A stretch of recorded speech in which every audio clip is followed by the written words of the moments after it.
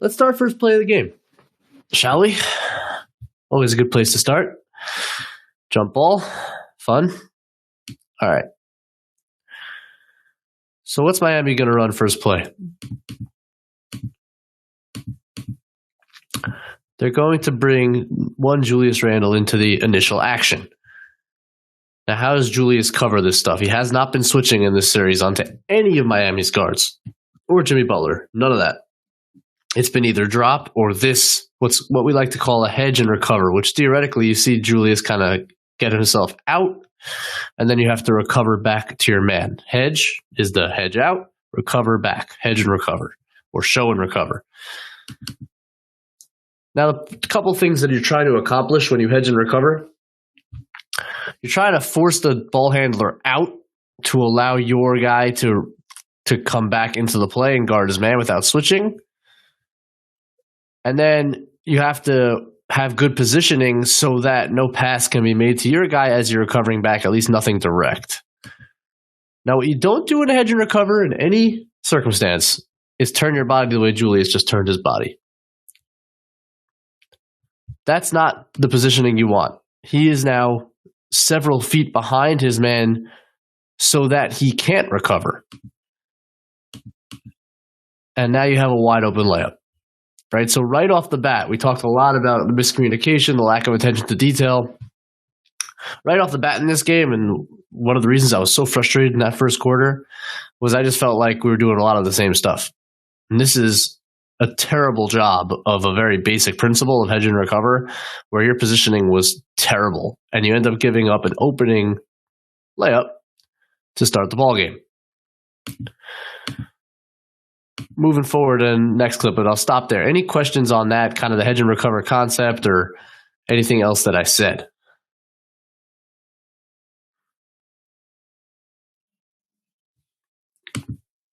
All right, so we'll move on. Okay. Jimmy Butler being guarded by Quentin Grimes. Mitch is guarding Bam. They're going to set a screen and roll. Bam sets an illegal screen.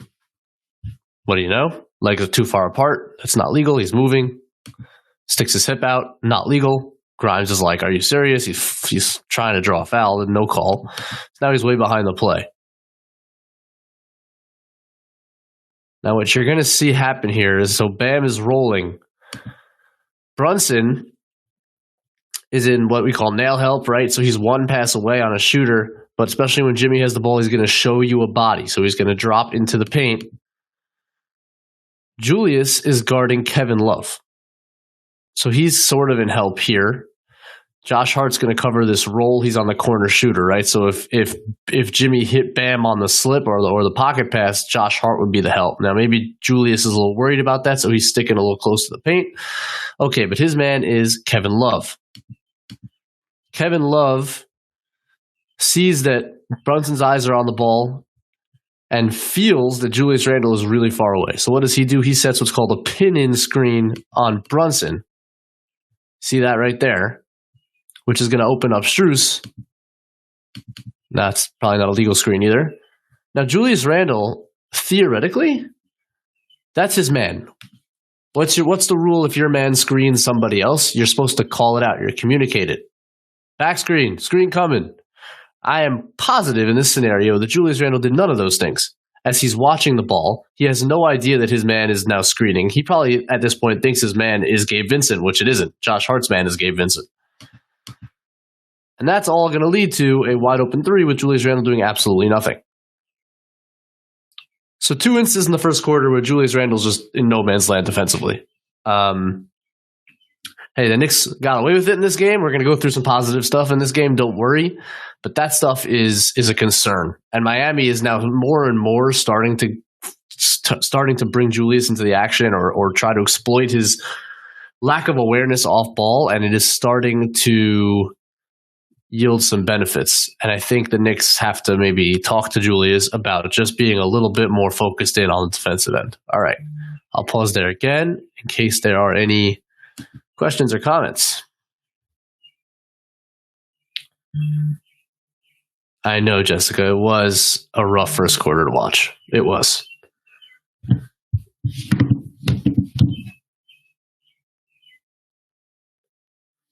All right. Let's move on to another clip. We're now entering the second quarter. Let's do an offense a little bit, shall we? All right. The Knicks did this a ton. Bring Duncan Robinson into the action, right? The weak point. He's the weak defender. We saw this a ton in the Cleveland series. Whoever was being guarded by Donovan Mitchell or Darius Garland would come screen up top for Brunson because they often have one of their better defenders on Brunson. And in this case, Caleb Martin is an example of that, right? They put some size, they put a wing. So let's bring our guy up, and we have two corners, so we're spaced correctly. We talked about that a lot in the Cleveland series, right? Sometimes the Knicks have someone on the wing here, which is a problem. Get into your corners and the dunker spot. Now you have all of this room to work. I love the set. Brunson takes advantage of this really well. So Grimes comes to set the screen. He flips it, which is a good job, meaning he started on this side, and then he flips it to try to confuse the defense to the other side, to Brunson's right. Now, what they've been doing, the Heat, is they don't want to switch Robinson onto Brunson because that's probably death. They're going to show two to the ball. Now, I want you to watch what Quentin Grimes does here, because in the past, and we'll see other examples of this, Grimes actually rolls into space, thinking maybe he can get a pocket pass. I much prefer what he does here, which is fade out to the wing. And I'll tell you why. So you get two on the ball. So Brunson drags Duncan Robinson all the way out. And what do you see develop as Grimes flares out to the wing? You have one defender here, it's Highsmith, and you have two Knicks. And Highsmith's going to have to make a decision. Do I guard him, or do I guard him in the corner? Above the break threes generally are less valuable than corner threes, but Quentin Grimes is a better shooter than RJ. He's got to make a decision. Brunson draws. Look at that. You're truly two on the ball, and the spacing's excellent here. Excellent. This is the model of what you want in this scenario. Hit Grimes. Highsmith's going to close all the way to Grimes. That's the shooter. Robinson has to try to recover. That's a very long closeout to RJ. And that's just good basketball. It all starts understanding the coverage. You know that Miami's going to blitz it. You know they're going to send two to the ball. You hit the flare. If you flare, you create a 2-on-1 advantage on the weak side. That's exploited beautifully there. It's a great example of taking advantage of a weak defender by making him make a decision. I really wanted to highlight that play. I thought it was awesome. Any comments, questions on that? All right. Feel free, guys. I'm here, so let me know if you have any questions. Happy to keep going through film, though. We can keep moving forward. Here we go. So now we are, where are we? First possession of the second half.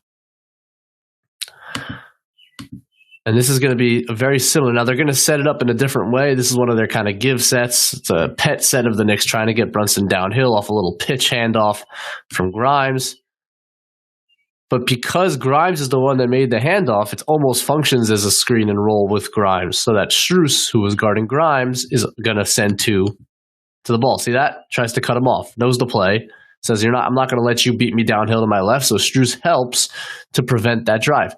Grimes again flares.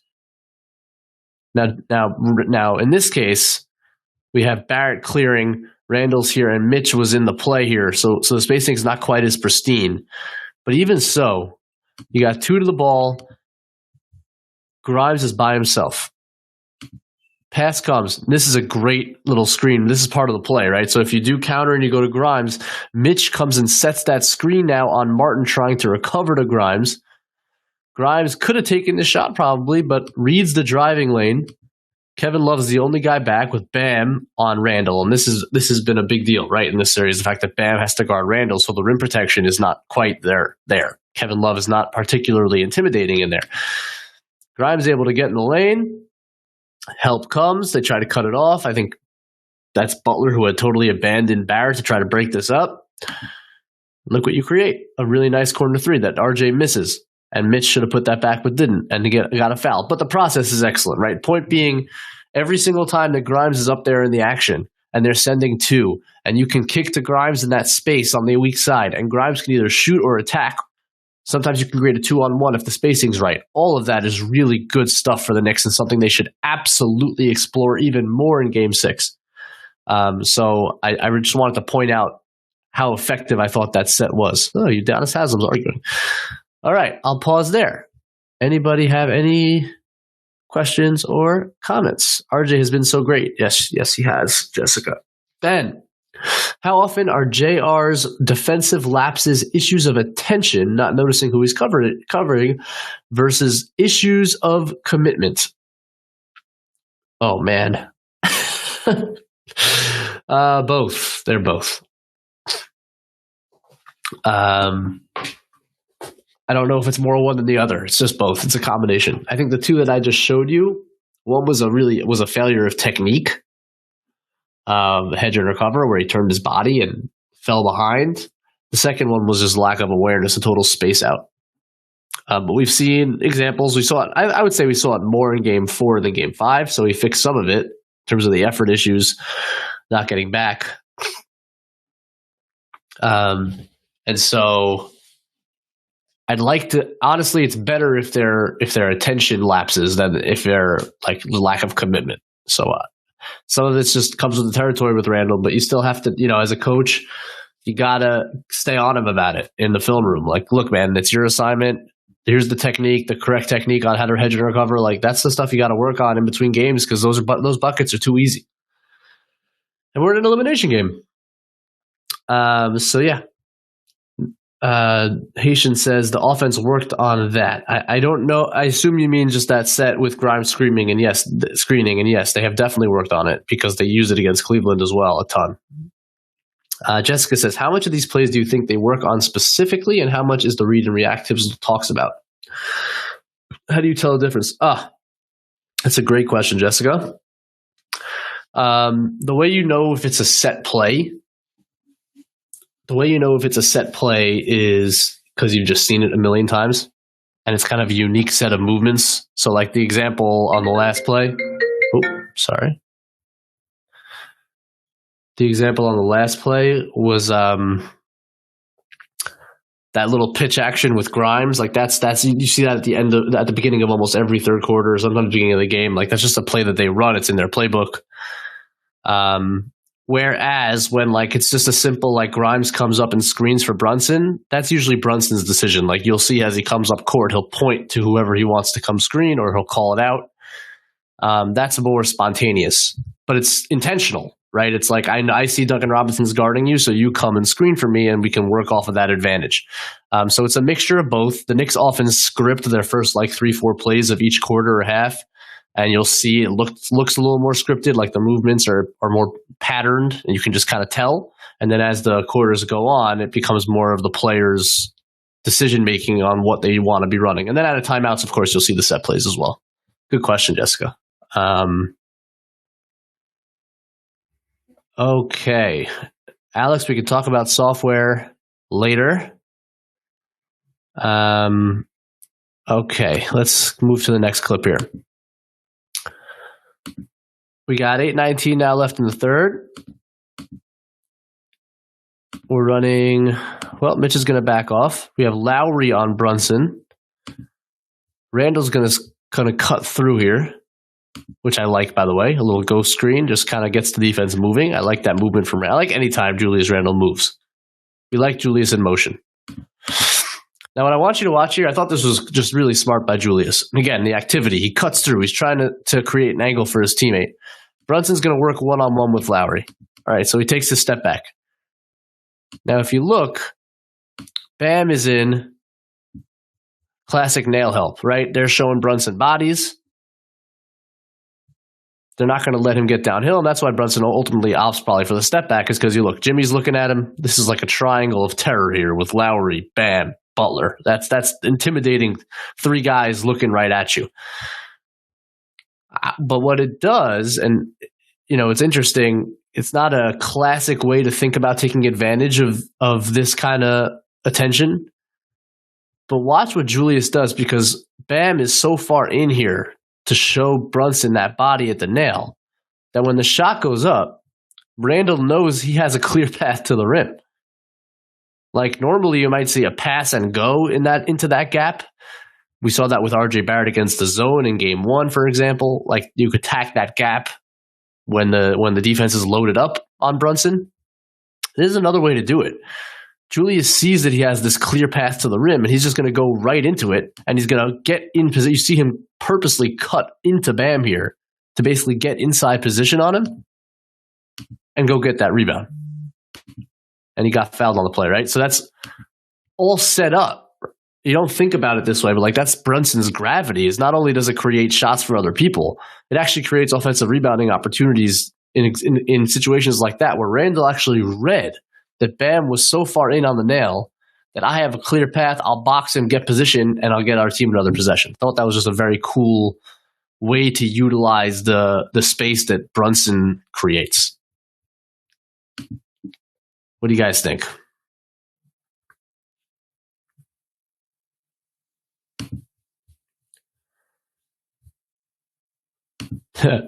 Yeah, no, it is. It's cool. I saw that. I kind of recognized it, and I was like, "That's pretty cool." That was smart by Julius. All right, moving forward. End of the third. What happens here? We're gonna run a high 1-5 pick. Okay. I'm gonna stop it here. Let's see how we're doing here, guys. When you see Duncan Robinson come to the foul line during a high pick and roll, what do we call that, people? Let's see. Anybody know what we call this set with a back screener who's a shooter and a 1-5 screen and roll? Ryan, you are the man. That's right. That's a Spain pick and roll or a stack pick and roll. Whenever you see, it's called stack, right? Because it's literally a stacked up 3 in a row. Spain, I assume that's where it originated. But yes, Ryan, this is a Spain pick and roll. It's very hard to guard, and I'll take you through why it's hard to guard. And I wonder, based on the fact that this one works so well, if Miami's going to go back to it. Something the Knicks probably need to pay close attention to. Okay. So what you're going to see is Duncan Robinson, while the initial screen is going on, is going to back screen Isaiah Hartenstein. The reason for that is to hopefully allow Cody Zeller to roll into space. With the center being back screened, he should be able to get that dunk. What happens is, the way that if it's called out early enough, the Knicks like to cover Spain. Let's just rewind it. The best way to cover Spain is to call it out early so that Hartenstein drops into the paint and avoids the back screener. Now, what you have is Robinson is going to come out, pop out while Lowry drives in. What the Knicks like to do is switch Barrett and Brunson in this scenario. And you can see it, just visualizing it here. If Lowry drives and Brunson switches to him, then Barrett can easily recover as Robinson pops out. But what happens if you try to chase over with this back screen is that you're going to be able to get straight downhill. If you don't switch it, if Brunson's not going to help on the Spain pick and roll, then this is going to be an easy downhill drive for Lowry. As the roller rolls to the rim, he could have hit Zeller here, right? So really, this broke down the Knicks defense really poorly. Like, this was a poor job of containing the Spain. They didn't switch it. RJ's way behind. Hartenstein got back screened. Lowry has a head of steam downhill with nobody in front, and the roller is open.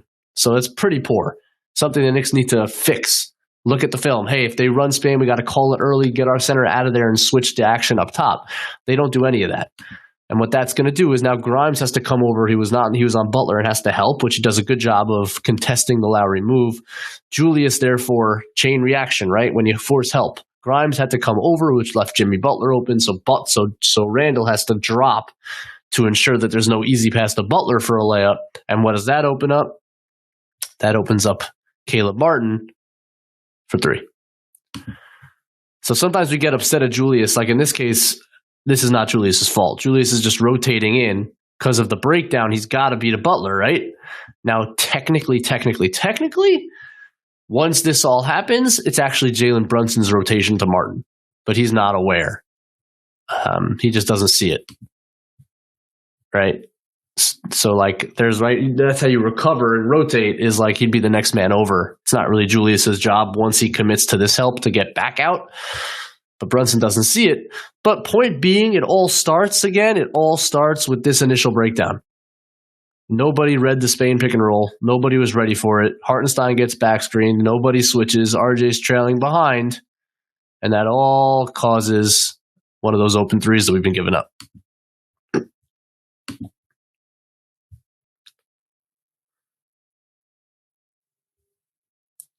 All right, Ryan's got a question. Question on a somewhat different topic. I'm more surprised that the Heat have been called by only a couple of illegal screens this series as opposed to none or a ton of them. Do you know if there's something different illegally the screeners did to get the call or the refs are just bad? Yeah, it's been the hot topic. And I'm, I guess, a partial reason why, because I've been calling on this since game one. Yeah, Bam Adebayo is a notoriously, let's call it, aggressive screener.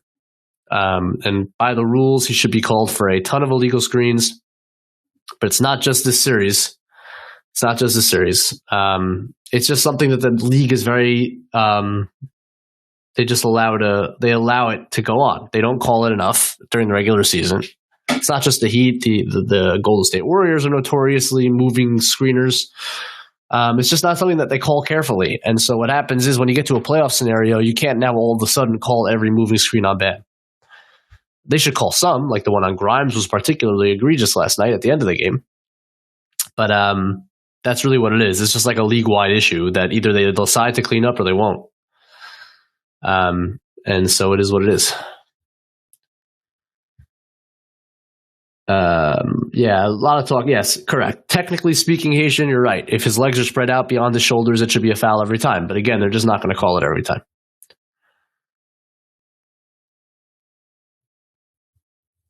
Yeah, they all screen that way. You're all right. It is what it is. The Knicks are going to have to play through it. Hopefully get some calls. Tibbs will stay on the refs about it, I'm sure. But it is what it is, and you got to play through it. It is, that's just the way it is. All right. Moving forward. What am I watching here? Oh, right. Okay. So, this is okay. I actually started this clip too late, but I can show you what I wanted to show you. So what happened right before this, which I don't have in the clip, is Lowry hit Zeller. This was a pick and roll between Zeller and Lowry. Lowry hit Zeller on the roll, so Hartenstein is now recovering. Now, Obi Toppin is guarding Caleb Martin, so he's the low help, right? Martin's going to clear to the corner. Grimes is on Butler and Brunson on Robinson. So Obi correctly was in help as this roll began. Now, what Obi needs to know, Obi has struggled in rotation this whole series. Once Hartenstein's back, this threat is gone. We're not worried about Cody Zeller going to the rim against Isaiah Hartenstein. Just not. There's no threat any longer. Hartenstein did a good job of recovering to the drive. But watch how long Obi stays in there as Martin clears to the corner. Not aware enough. Now, Grimes is not going to leave Butler here, so it's not his fault. Nobody sends. So as Zeller gets to the middle of the floor, we have two guys sitting down there guarding Jimmy Butler, and suddenly nobody's on Caleb Martin. So that's a poor job by Obi recognizing when to get back out onto his man. Now, this is absolutely not Isaiah Hartenstein's rotation, considering he was guarding the ball handler. And I just want to point out what a phenomenal effort this is, because Martin's got a bit of a slow release, and Hartenstein's a very tall person. Watch this contest.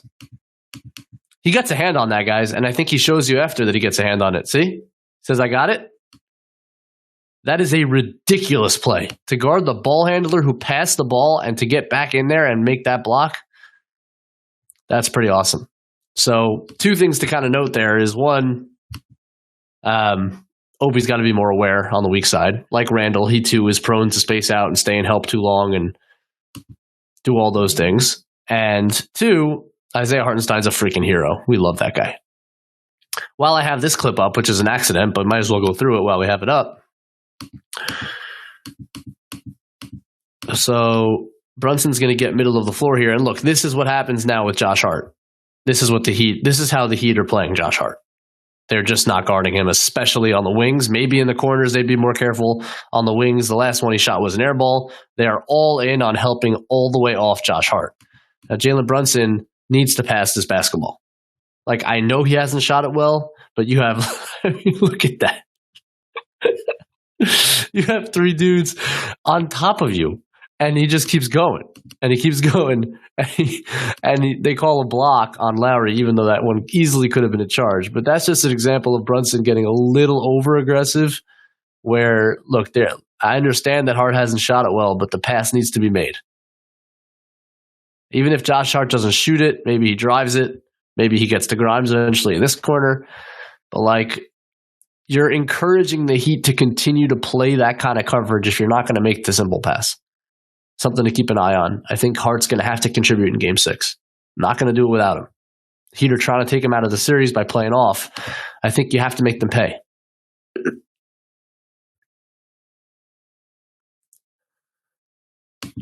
All right, hold on. I'm going to pause it there for a sec. See if there are any questions or comments. No. All right. So, 7:35 now left in the fourth. We're up 4. I want to. Why does that keep happening? Sorry, guys. Mitchell Robinson's going to screen for Jalen Brunson. What you'll notice, and this is something that Miami did, is why I want to highlight it. Look who's guarding Mitchell Robinson, guys. They're playing small. They want Bam on Randall. They don't trust anybody else to guard Randall.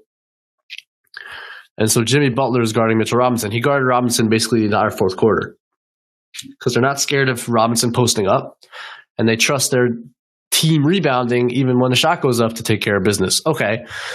The Knicks are still going to feature some 1-5 pick and roll, even though it's Butler. What I find interesting about this play, and throughout the game this was the case, is Jimmy wasn't hard switching onto Brunson. And if you remember in Game 1, Jimmy Butler started on Jalen Brunson. And I don't know if it's the ankle that doesn't feel like he's mobile enough to deal with Brunson one-on-one. I don't know if it's more strategic that they feel like they need Jimmy to stay back and be on the back line. I'm not totally sure, but they're not outright switching. Jimmy's actually in a drop here. And it allows Brunson to take this very audacious three-point shot with the game starting to come apart for the Knicks. They'd cut it to 4. This was the biggest shot of the game, in my opinion, right over Jimmy's outstretched arm. It was not bad defense by anybody. It's a phenomenal shot by Jalen Brunson.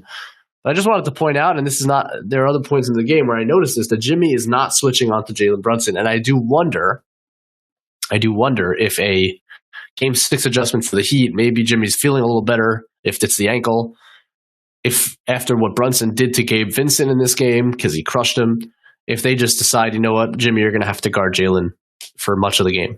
That might be a Game 6 adjustment that we should be ready for, is to put Jimmy on Jalen. Now you can still run all the stuff we talked about earlier with Grimes screaming for him, whoever Strus is guarding, whoever Robinson is guarding, that guy comes and screens, meaning Duncan Robinson, not Mitchell Robinson, comes and screens, so you get Butler off of him and you bring a weak defender into the action. All true. I just wanted to point out that Jimmy did not guard Brunson in this game, and in fact, even when they screened with Jimmy's man, Jimmy didn't switch onto Brunson. He played drop. He showed some show and recover early in the game. So just something to think about going into Game 6.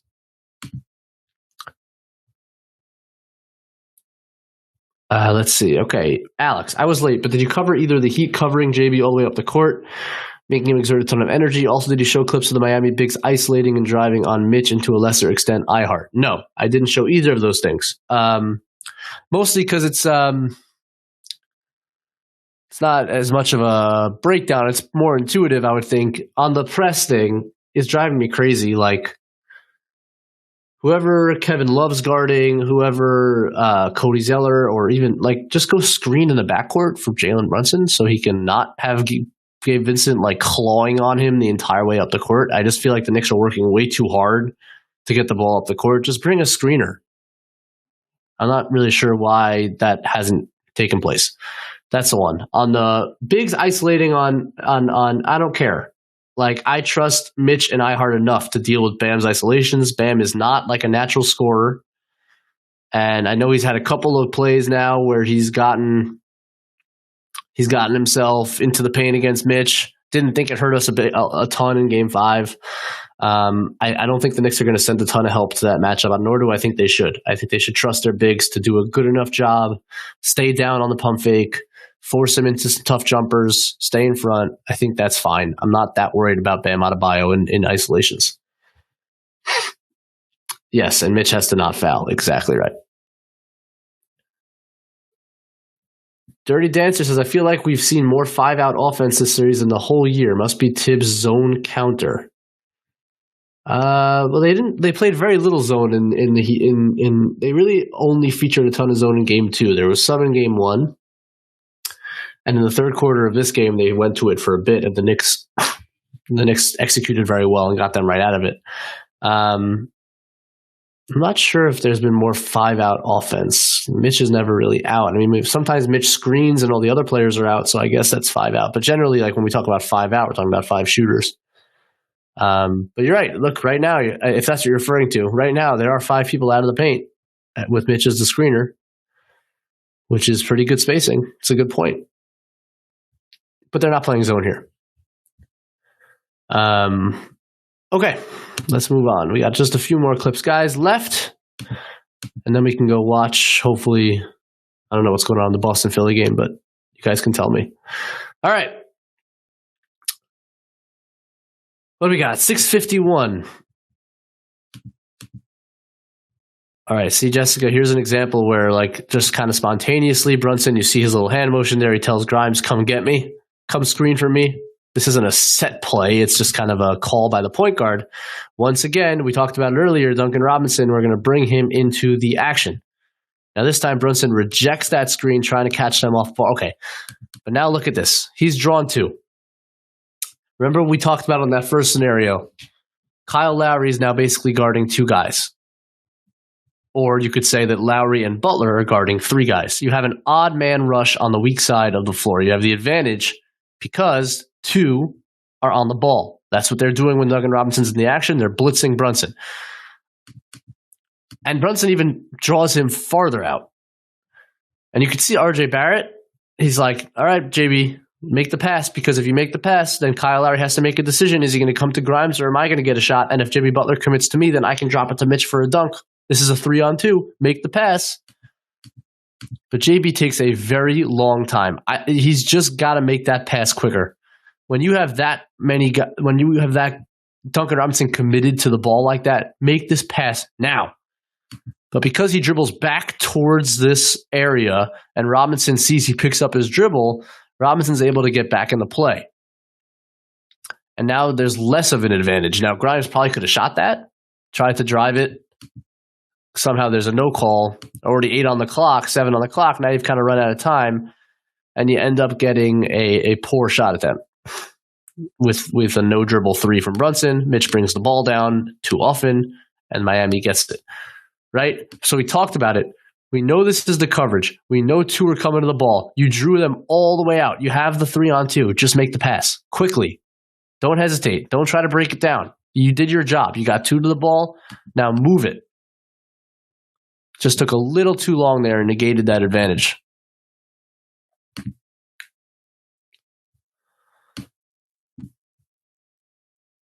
All right. Let's see. Now a defensive clip here. Okay. You know, before that, any questions on what I just spoke about?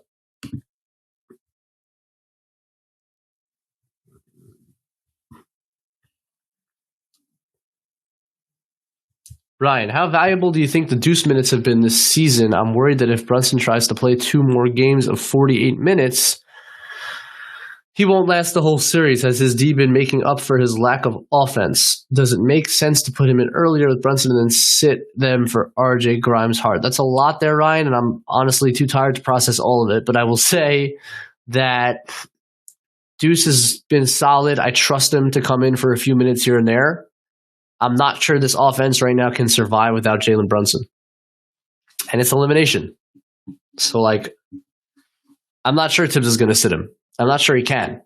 Like, this is it. Season's over. You lose that 3-minute stretch by 10 that Brunson's out of the game. You can't score. Well, you just lost yourself the season, right? So it's like, I understand him playing Brunson 48. Now, Health concerns, absolutely. Brunson has agency. Like any player can tell their coach, like, coach, I need a minute. And no coach is going to say, no, you have to stay in. That's not a thing, right? Obviously, you play to your limits. And if Brunson can't play, if he's too exhausted to give anything, he will tell his coach that he needs a few minutes. But I'm just worried when you have Bam that can guard Randall and kind of take him out of his game. Like, where else is the offense coming from? Where the advantage creation? Like you're seeing in these clips, Ryan, all Brunson has to do is call up a weak defender to the screen, and you automatically draw an advantage. There's two to the ball every time. That's so easy. The Knicks don't have an easier way than that of creating offense. And so I think, look, if he has to play 48 again, he'll play 48 again. I don't know. But look, I trust Deuce to come in for spot minutes, whether it's for Brunson or anybody else. Like, he's really good defensively. That's legit. And he started making some shots towards the end of the year. Made one against Cleveland when he came in. Like, I'm down for more Deuce. Give it to me. Haitian says Grimes needs to shoot that. Yeah, I agree, Haitian. Grimes should have shot it. And at the same time, I thought it just took a little bit long for Brunson to make the pass. Ben says, what about playing Deuce with Brunson and Grimes/Hart? Use him for Manic D, similar to Hart usage at POA. Sure. Yeah. Fine. But I'm fine with Deuce minutes. You're not going to play Deuce 15 minutes, but between 5 and 10, sure. I'm in.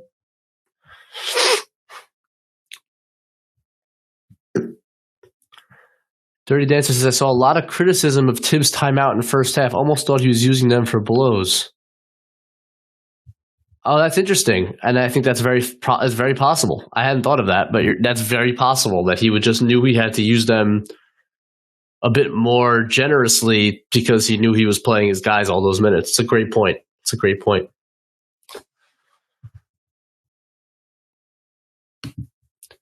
Okay, just a few more here.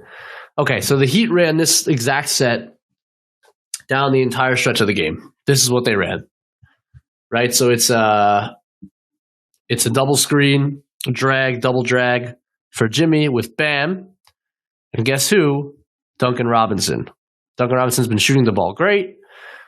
Brunson's not going to switch onto Butler, so you force a hedge and recover. And the Heat know they can create advantages with this exact set. Grimes chases over. Now, one thing the Knicks might want to consider is under. Force Jimmy to shoot, but they've been going over all the screens throughout the series. They're not going to stop now. So Grimes has to go over. Hartenstein knows that Bam's not going to pop. He's going to roll, so he can kind of sit back and drop. But look at Duncan Robinson fly across. Brunson had to show on Butler. We talked about before, a show and recover. You want to force the ball handler out to give Grimes some time to recover. Now, Grimes gets absolutely laid out by the screen, which, again, look at the legs, is illegal. But okay. But now, because Grimes got killed by that screen, Brunson's not going to switch. He's trying to recover to Robinson. Now Butler gets downhill. It's a good job by Hartenstein, by the way, recognizing that he could drop in, and he's in good position now on this Butler drive, which brings me to one RJ Barrett. How much help do you offer on Jimmy Butler and when? The Knicks have answered this question incorrectly too often, and here, Hartenstein's in great position. Grimes is getting back into play. You basically have two on the ball. RJ is just not needed all the way over here. I don't care that much because Caleb Martin's not that good a shooter and you can recover. But here's what RJ does when the pass is made, right? You force that pass. Okay, I get it. You got the ball out of Jimmy Butler's hand to one of their weaker shooters. But here's what RJ can't do. Is get absolutely blown to smithereens by on the close. And again, we talked about the chain reaction, right? Brunson has to drop onto Bam so that it's no drop-off pass for a dunk. It's a great play by Martin to get around Hartenstein on the baseline and find the hottest shooter on the court. And you give up three. Right? So it's interesting. This play has a lot of different options at the point. You could have Jimmy getting downhill. You have Robinson clearing for a three. And yet the one thing that actually does happen is from the weak side, you get Martin on a pretty bad closeout from RJ getting blown by, and now you have that chain reaction. Hartenstein helps, Brunson drops, Robinson opens up. It's not really Brunson's fault. Now, Brunson was a taller person. That would be helpful to close out. And we've seen shooters shoot over him all series, which brings me to my next point about this play, which is I've been screaming it for a long time now. RJ Barrett should be guarding Duncan Robinson. And Jalen Brunson should be guarding Gabe Vincent.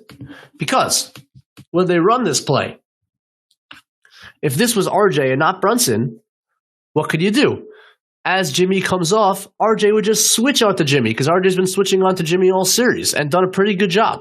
So you don't have to hedge and recover. So Brunson doesn't have to get out of this. Would just be RJ who's now guarding him. And now this would be Grimes able to cut back to Robinson instead of having to chase all the way over this nasty screen, which allows Butler to get downhill, which forces the help from RJ, even though he shouldn't have helped that aggressively, which allows this pass out. So that's really the chain reaction is, again, the fact that you have to hedge and recover instead of switch right there by Brunson. That creates the advantage. Butler gets downhill, and from there it breaks down. Now you'll say to me, well, they could just if Brunson was guarding Vincent, then they can just screen with Vincent. And I would say to you, yes, but Robinson and Strus are much more comfortable as screeners and movers. That's what they do. That's their game. So if you force Vincent into that role, who can do it, but is more of kind of a ball handler, a point guard type, he's not a movement shooter in the same way, I think that's a win. So if Miami wants to take Robinson and Strus out of the action, good. You have less dangerous shooter now in the action. You still hedge and recover it. You're not going to switch Butler. You're not going to switch Brunson onto Butler still. But this would be Vincent, which is far less threatening than when it's Robinson.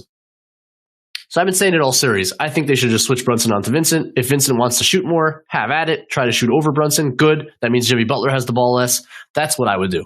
I think Robinson killing them down the stretch of this game. Strus has had a lot of success, all because Brunson's guarding them and doesn't have any effect on them and has to chase them around all over the place. And that's not even considering the fact that it's a cross match because Vincent's usually guarding Brunson. So in transition, Brunson has to now find Robinson in transition, which he's failed to do a few times, or find Strus. And we've seen that come to bite the Knicks in the butt. If you just had him on Vincent, who's the guy guarding him, it's much easier to match up in transition. So for all of those reasons, I submit to you, I wish that they would switch this matchup. Okay, enough on that. What do we got, people? Ryan, I believe I answered your question before you asked it. If JB was guarding Gabe instead of Robinson, wouldn't Jimmy just call Vincent? Yes, but that's a win because I'd rather Vincent be the screener, as I explained. Ben says, Jimmy seems tired to me. What are things we can do, actions we could run to make him move a ton on D and tire himself out further? He did not look like himself last night, Jimmy. And I wonder if the ankle's still bothering him. He doesn't seem to have the same kind of explosion that I'm used to. I think the Knicks are making him work. They're using his guy to screen. If he's guarding Mitchell Robinson, he's got a lot of rebounding responsibility. You don't want to. He's not the kind of player you want to attack on defense because that's not to your benefit. He's a really good defender. Every time the Knicks try to bring him into an action, it doesn't really end well. But I think what you saw, he wasn't very good in help last night. Brunson got a couple layups on him when he was the helper. Like he hasn't been as good defensively, and he does seem a little tired and maybe a little hindered by that ankle. So I don't think the Knicks have to do anything differently from that perspective. But it is something to kind of look at, and the fact that he's a bit hindered, I think, is obviously helping. Alex, yeah, they do send a lot of help to Knicks. Rowan Sr. says, I find that RJ, JR, and Obi do this too much. Unnecessary help. Yes, they do.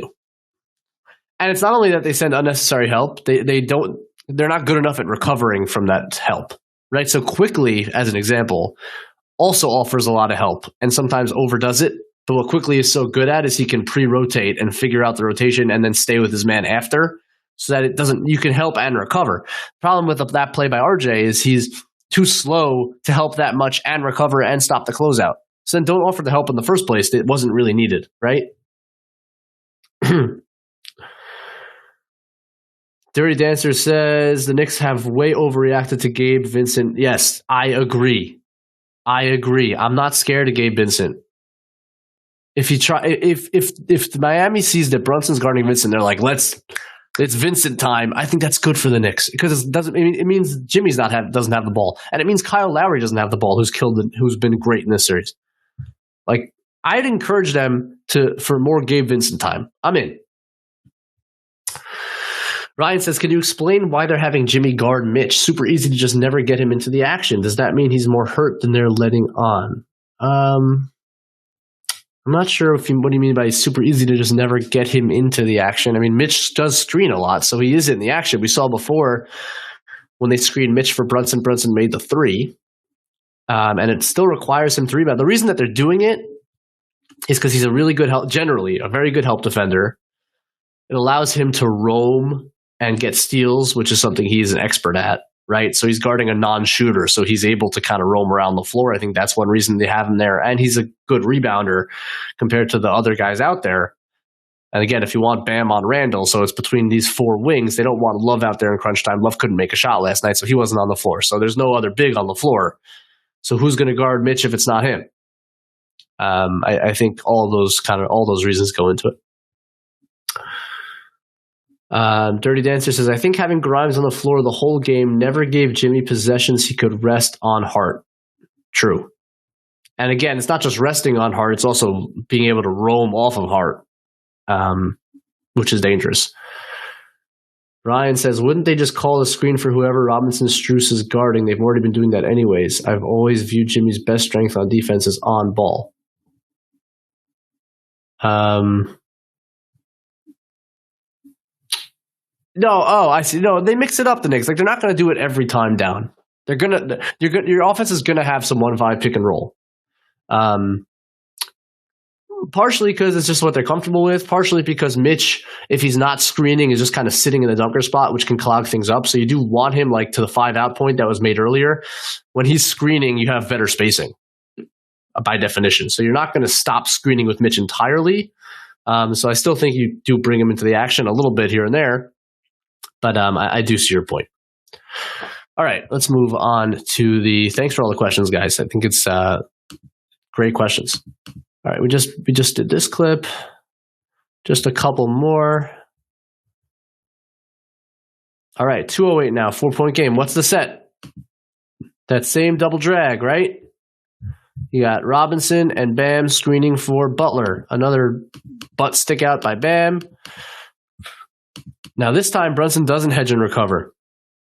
This time, Brunson sits in a drop, which I thought was interesting. So the Knicks are trying to mix it up, right? Last time, Brunson came all the way out here and tried to recover. This time, Brunson just kind of sits back. Jimmy sees that, and he's like, okay, what do I have? What's in front of me? Well, there's Duncan Robinson because Brunson dropped. And now you're in trouble. Now, he missed that one, and it was a foul on RJ, and everything was fine. The Knicks would win the game. But if you're thinking about Game 6, if you don't think you're going to see a heavy dose of this action that's getting the Miami very good looks every time down, you are wrong. So what are we going to do with this? Now, again, my solution is just don't have Brunson in this spot, and then you don't have to worry about it. Do you hedge? Do you recover? Do you drop? What do you do? Well, the drop didn't work because Robinson got a really good look here off one pump fake. And that's a really clean look, right? On the hedge and recover, we saw, well, actually that one, in the last clip, it wasn't the hedge and recover that hurt us because it actually ended up coming on the strong side, the pass and drive. But nonetheless, it's a dangerous. We've seen a few times Max Strus space off of the screen into the corner and get some threes on that hedge and recover. So all those coverages have their drawbacks. You're not going to switch Brunson onto Randall outright.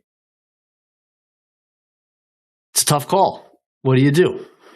Now, again, I think Grimes maybe could think about just going under everything and making Jimmy into a shooter. That's one way to kind of negate all of this.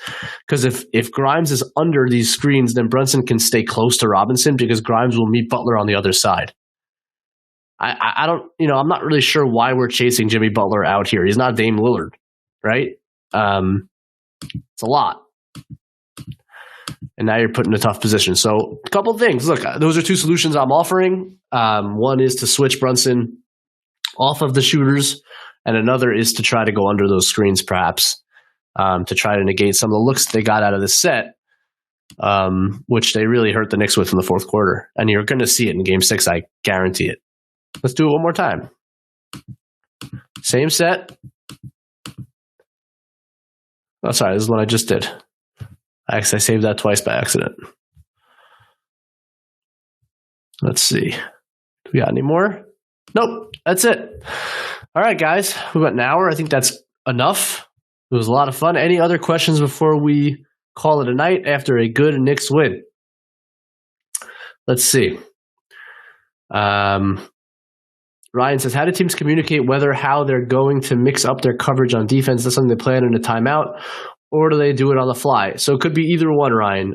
They can communicate it in a timeout. It could be communicated on the floor. They have calls for all their coverages.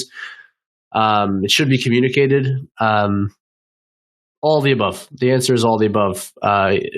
It can be either way, but teams do absolutely mix up their coverages. You see Miami, for example, like Kevin Love has been both in drop at times on Brunson and at times has blitzed him, right? So it's that's a smart way to do it against the best players, because otherwise, once they get used to a coverage, they'll pick you apart. So you got to try to mix it up.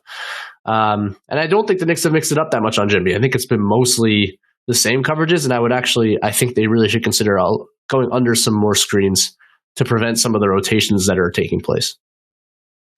Thank you guys so much. This was awesome. I hope you enjoyed. If you have any feedback about the process, the way this goes, I'd love to hear. This is new for me, and it's been a lot of fun. But I'd love to hear any feedback on what could make it better. Just have a great night. And I will not be with you tomorrow night. I will not know what happens until Saturday morning. I hope the season's not over by the time I see what happened. And hopefully we can enjoy Game 7 on Monday. But appreciate you all so much. Have a good night.